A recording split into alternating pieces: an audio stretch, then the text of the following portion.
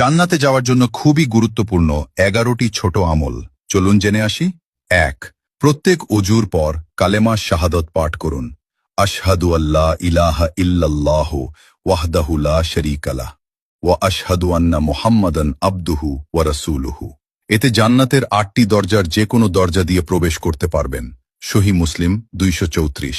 ২. প্রত্যেক ফরজ সোলাত শেষে আয়াতুল কুরসি পাঠ করুন। এতে মৃত্যুর সাথে সাথে জান্নাতে যেতে পারবেন। সহিহ নাসাই সিলসিলা সহিহা 972। ৩.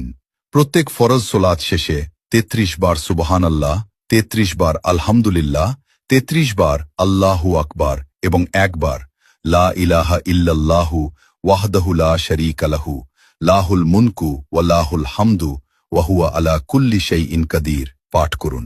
এতে আপনার অতীতের সব পাপ ক্ষমা হয়ে যাবে। সহিহ মুসলিম 1228। ৪. প্রতি রাতে সূরা মুলক পাঠ করুন। এতে কবরের শাস্তি থেকে মুক্তি পেয়ে যাবেন। সহিহ নাসাই সহিহ তারগিব হাকিম 3839, সিলসিলা সহিহা 1140।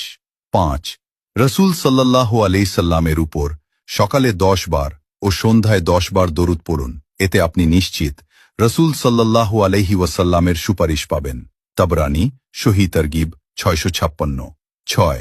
সকালে 100 বার ও বিকালে 100 বার সুবহানাল্লাহিল আজিম ওয়া বিহামদিহি পড়লে সৃষ্টিকুলের সমস্ত মানুষ থেকে বেশি মর্যাদা দেওয়া হবে।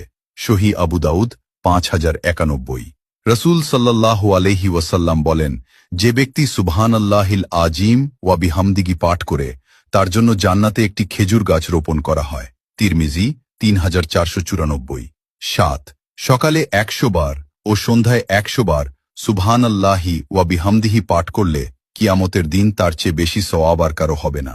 সহিহ মুসলিম 2692। ৮. বাড়িতে সালাম দিয়ে প্রবেশ করুন। এতে আল্লাহ তাআলা নিজ জিম্মাদারি যে আপনাকে জান্নাতে প্রবেশ করাবেন। ইবনু হিব্বান 499, সহিহ তারগিব 316। ৯. জামাতে ইমামের প্রথম তাকবীরের সাথে 40 দিন সালাত আদায় করুন। এতে আপনি নিশ্চিত জাহান্নাম থেকে মুক্তি পেয়ে যাবেন। তিরমিজি সিলসিলাহ সহিহা 747, সহিহ তারগিব 808। ১০.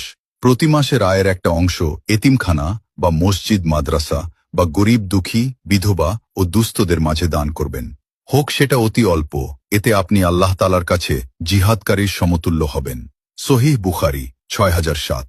১১. মহিলারা 4টি কাজ করবেন। ১. 5 ওয়াক্ত সলাত। ২. রমজানের সিয়াম। ৩. লজ্জাস্থানের হেফাজত। ৪. স্বামীর আনুগত্য করুন। এতে জান্নাতের যে কোনো দরজা দিয়ে প্রবেশ করতে